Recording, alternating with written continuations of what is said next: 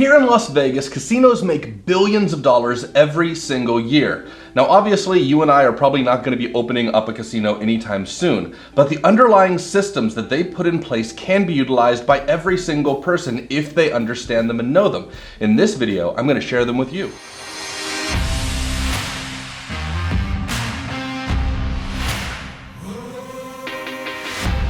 Hi, my name is Tyus and I make videos about personal freedom. If you care about your own freedom and want to learn more, hit the subscribe button so you don't miss any of my future videos.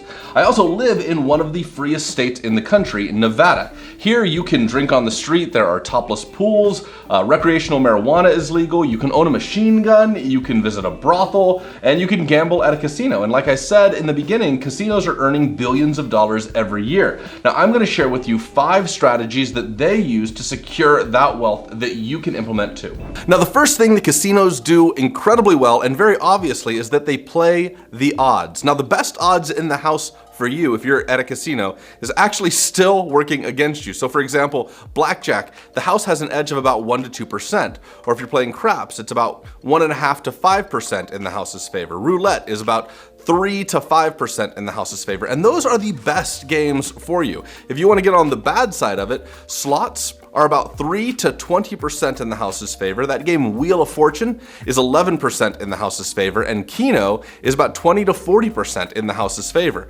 Those are really, really bad odds to play. But we do that with our own lives all the time, and this is a takeaway that we could take home and use for ourselves. For example, credit cards. Credit cards have a negative interest rate against you, and so you don't want to put your money into that. You don't want to invest in car loans when car loans are going to be working against you. And believe it or not, a lot of people don't even realize that inflation is working against you. Just putting your money into a savings account is going to be working against you because inflation is about 4% per year. Most savings accounts do not offer anything near 4% per year, which means that by putting your money in a savings account, you're actually losing your money every single year. This is why rich people do not have a lot of money in cash. They actually have it invested in other things that are producing positive returns for them.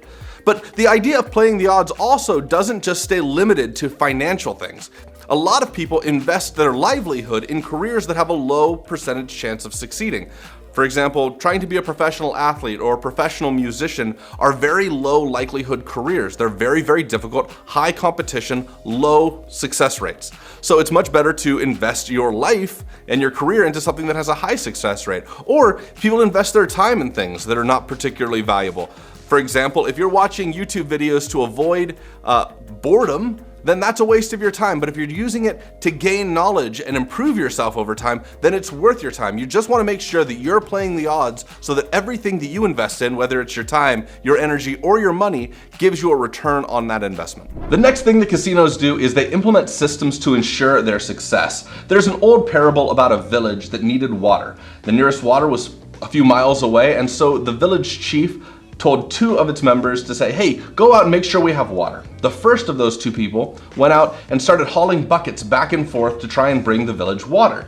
And they started making a profit instantaneously because they were getting water there first. The second person decided to build a pipeline, which took them years to create. However, once that pipeline was created, that person didn't have to work anymore, and the bucket brigade could not compete. The moral of the story, the moral of the parable, is that if you create a system for your success, while it might take a lot more work up front, ultimately it will ensure you win. It ensures you're successful.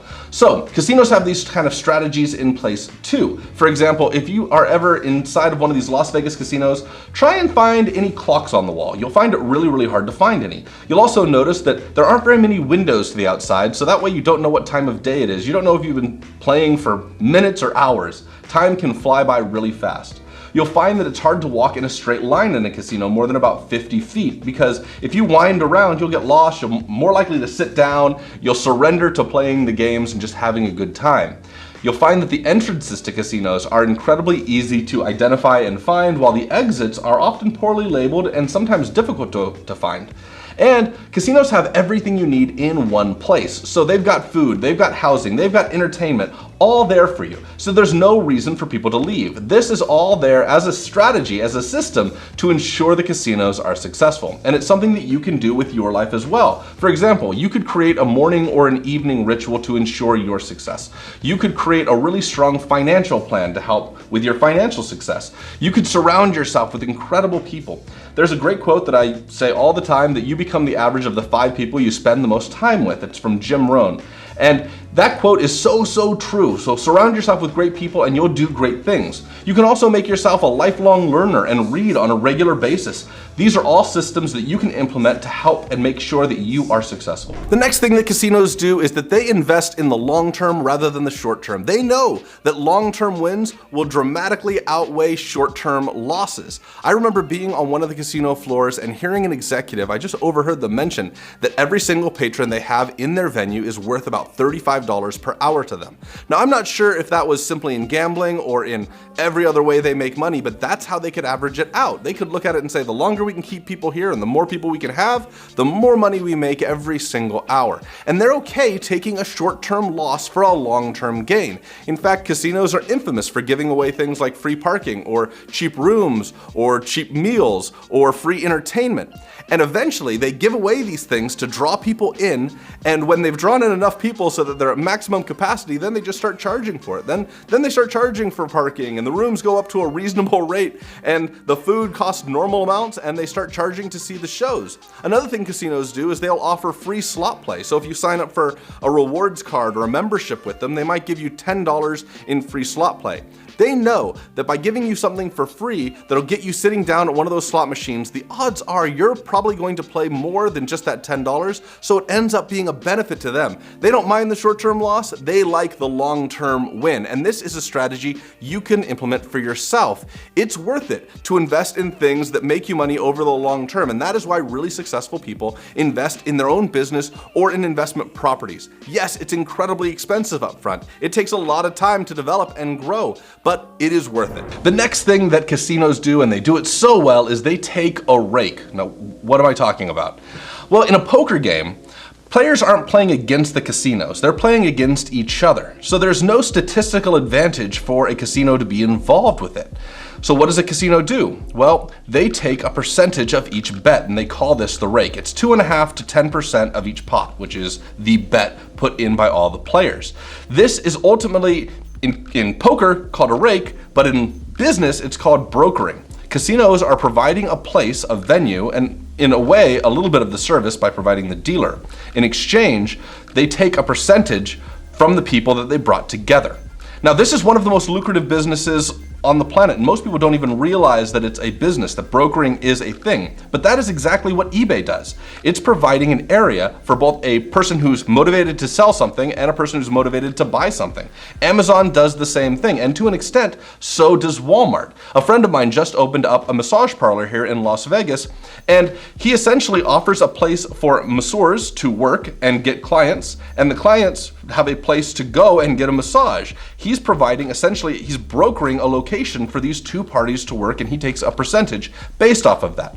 This is also what celebrities do to make money. They have a large audience. They can broker that large audience to a company that wants access to that large audience in order to sell their product. These are all brokerage companies. I know it seems like a crazy thing, but this is a very, very powerful mechanism, and it's something that you should identify in your life. If there's an opportunity to bring two people together and a way for you to take a small percentage of the success that they find by being united, then absolutely do it. Another thing that casinos do incredibly well is that they diversify. Now, if you're not familiar with diversification or what diversifying is, it simply means to have a little bit of variety in your life so that if anything goes particularly wrong in one area, it doesn't destroy everything.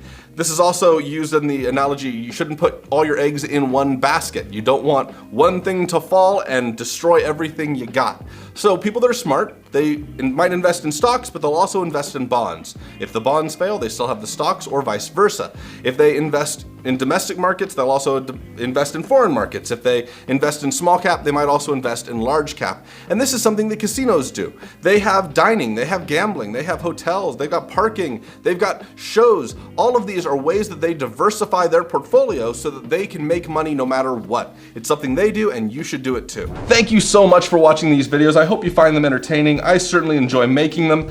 If you enjoy it and you want to see more of this content, hit the subscribe button because more will be coming out soon. A lot of it is about financial freedom, but it's all about psychology too, relationships, how to live the freest life possible for you. Also, share these videos with people you love that might be like-minded or need the information, and I hope to see you in the next video.